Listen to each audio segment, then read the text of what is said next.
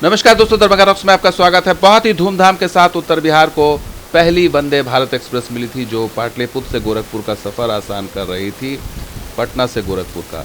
और इसमें सबसे ज़्यादा फ़ायदा कहा जा रहा था मुजफ्फरपुर को मिल रहा है, हाजीपुर को मिल रहा है, मोतिहारी को मिल रहा है, बेतिया को मिल रहा है। लेकिन हकीकत क्या है?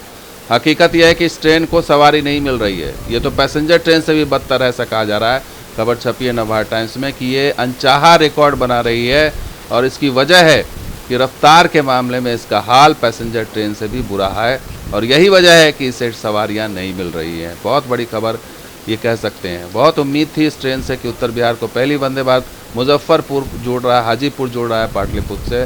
लेकिन हकीकत क्या है? हकीकत यह है कि 384 किलोमीटर का सफ़र ये ट्रेन 7 घंटे में पूरा कर रही है, और इसकी औसत रफ्तार 54 किलोमीटर प्रति घंटा है, जो कि वंदे भारत 90 और 100 की बात हो रही थी, वो 54 किलोमीटर है। और आधी सवारियां भी नहीं मिल रही है इस वंदे भारत ट्रेन को।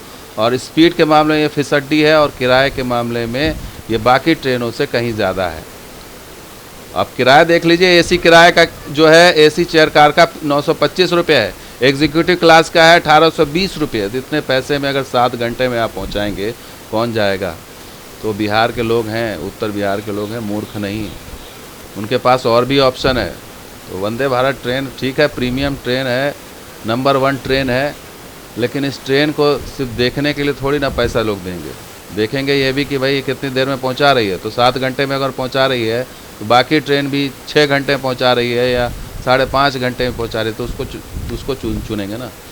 या वो भी अगर 7 घंटे में पहुंचा रही है और कम पैसा ले रही है, तो उसको चुनेंगे। इसमें ऐसा तो मेन चीज़ पैसे की बात है।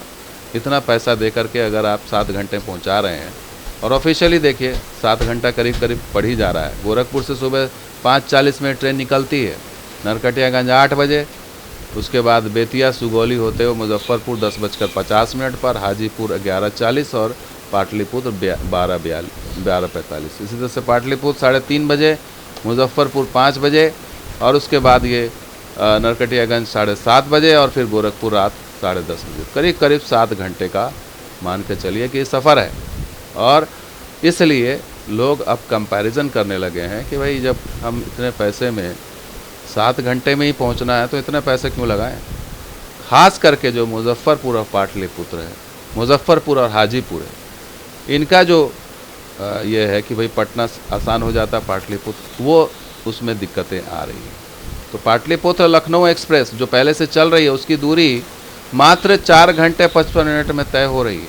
एक ऑलरेडी ट्रेन चल रही है, और इसका किराया 520 रुपया है, और ये ट्रेन हफ्ते में 5 दिन चलती है। और वंदे भारत ट्रेन 3:30 बजे पाटलिपुत्र स्टेशन से चलती है, और उसके ठीक 15 मिनट के बाद यहाँ से पटना जयनगर एक ट्रेन रवाना होती है। तो इसलिए लोग हाजीपुर और मुजफ्फरपुर वाले वंदे भारत को छोड़ के पटना जयनगर ट्रेन वाले को ज़्यादा पसंद कर रहे हैं। जाहिर सी बात है, कम पैसे में अगर है, अब उसका टाइम टेबल अभी देख लीजिए, वही टाइम है करीब करीब। पाटलिपुत्र करीब 4 बजे लेट इसका डिपार्चर दिखा रहा है इसमें, लेकिन ये करीब 4 बजे इसका टाइम है, 3:30 बजे टाइम है, 3:30-4 बजे के आसपास। और फिर ये हाजीपुर ठीक 50 मिनट बाद पहुंचाती है, और मुजफ्फरपुर 6 बजे पहुंचाती है, यानी ठीक 1 घंटे बाद मान के चलिए। तो सेम टाइम है करीब करीब। जो डेली गोअर्स हैं उनके लिए ये ट्रेन बेटर साबित हो रही है कि वो पटना में कामकाज निपटा के अपना 4 बजे निकल जाते हैं, हाजीपुर और मुजफ्फरपुर वाले, और वो 6-7 बजे घर पहुंच जाते हैं। तो जो उद्देश्य था वंदे भारत को शुरू करने का और मुजफ्फरपुर और हाजीपुर को देने का, वो मुजफ्फरपुर हाजीपुर को तो नहीं हो रहा है उससे फ़ायदा। लेकिन हाँ, बाकी जो कप्तानगंज, बगहा और नरकटियागंज, बेतिया, इन लोगों के लिए फ़ायदा है, क्योंकि इनका सफ़र गोरखपुर से भी कनेक्ट हो रहा है और मुजफ्फरपुर से भी कनेक्ट हो रहा है। उसको मैप के ज़रिए आप समझाते हैं आपको। पाटलिपुत्र मुजफ्फरपुर के बीच देखा जाए तो कोई फ़ायदा नहीं है इस ट्रेन का।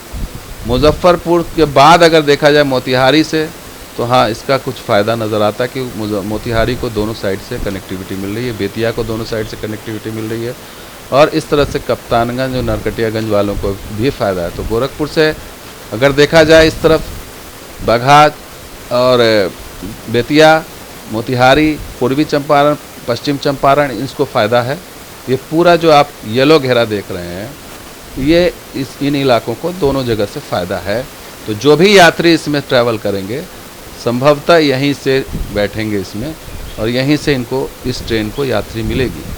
बाकी अगर मुजफ्फरपुर हाजीपुर की बात की जाए तो ये ट्रेन की स्थिति अभी पता चल गई कि आधे सवारी भी नहीं है इसके अंदर।